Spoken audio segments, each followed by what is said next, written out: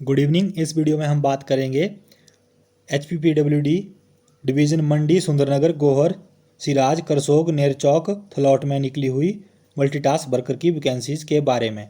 तो चलिए जान लेते हैं कौन कौन सी वैकेंसीज़ हैं, कितनी वैकेंसीज़ हैं और इसके भरने की जो लास्ट डेट है वो क्या है।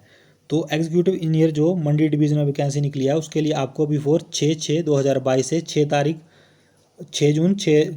6 जून से पहले 2022 से पहले इसके लिए आपको अप्लाई करना है।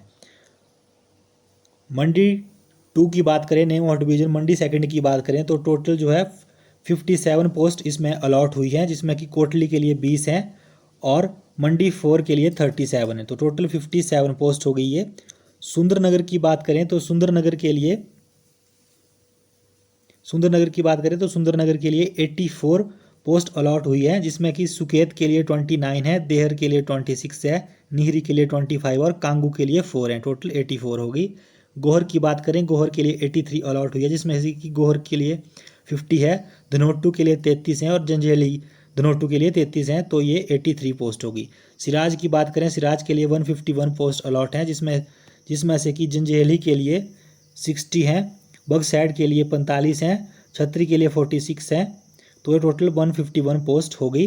करसोग की बात करें, करसोग के लिए 117 है, जिसमें से कि चुरा के लिए 34 है, करसोग के लिए 60 है, पंगना के लिए 23 हैं।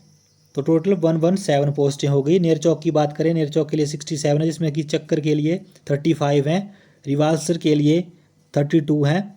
टोटल 67 हो गई। और उसी तरह से थलौट के लिए 95 हैं, बनारसा के लिए 20 हैं, बाली चौकी के लिए 75 हैं। टोटल 95 होगी। तो टोटल नंबर जो है 654 जो मंडी डिवीज़न जो है उसके लिए टोटल जो पोस्टें अलॉट हुई हैं मंडी सब डिवीज़न के लिए, मंडी, सुंदरनगर, गोहर, सिराज, करसोग, नेरचौक और थलौट के लिए 654 ये टोटल पोस्ट हैं।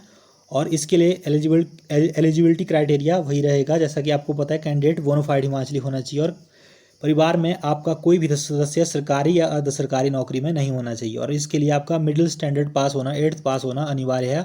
और एज आपकी 18 से 45 ईयर्स तक एज आपकी रहेगी। और एप्लीकेशन फॉर्म आपको जो इनकी वेबसाइट पर मिल जाएगा, उसमें आपको अपना नाम पता उस फॉर्म में फिल करके अपने सर्टिफिकेट अटैच करके इनको भेजने हैं।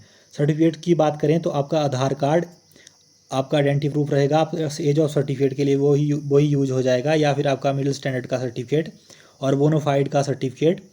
और आपका कोई भी परिवार में सरकारी अर्ध सरकारी नौकरी में नहीं है उसका आपको सर्टिफिकेट देना है। और अगर आप SC ST OBC IRDP में तो आपको उसका सर्टिफिकेट भी देना है, BPL कैटेगरी का सर्टिफिकेट भी देना है।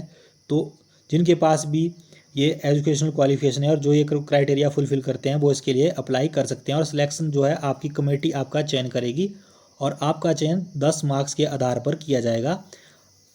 आपकी जो परसेंटेज है 8th की उसकी आप मैक्सिमम 5 मार्क्स होंगे। जैसे कि अगर आपके 50% बन रहे हैं तो आप 50% को 0.05 से मल्टीप्लाई कर दिया जाएगा और आपके 2.5 मार्क्स बनेंगे। SC ST OBC का 1 मार्क है। Family belonging to BPL family, AWS family के आपको 2 मार्क्स हैं और फिजिकल टेस्ट के भी 2 मार्क्स हैं। तो उसी तरह से ये 10 मार्क्स बनते हैं। तो 10 मार्क्स के आधार पर आपकी सिलेक्शन की जाएगी और आपका मेडिकली फिट होना भी अनिवार्य है और आपको 4500 रुपये सैलरी दी जाएगी। तो जो भी कैंडिडेट इसके लिए अप्लाई करना चाहते हैं वो इसके लिए जल्द से जल्द अप्लाई ज़रूर करें।